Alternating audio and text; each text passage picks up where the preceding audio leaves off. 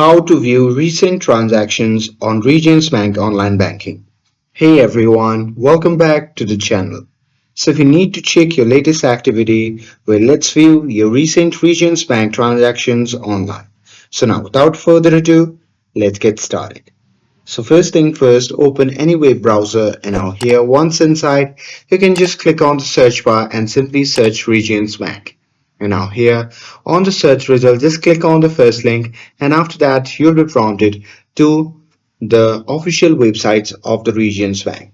Now here simply log in using your credentials and once logged in on your main dashboard, you can just click on account tab you want to see the list of. And after that, you can simply select any account like checking, savings or credit account you want details for and your recent transaction will appear showing deposits, withdrawals, purchases and payments. And there you can adjust the date range or filter by type, for example, only show deposits or card payments. And after that, you can just click on any transactions for more details like merchant name, time or check images. And that's it. That's how you can view your recent transactions on Regions Online Banking.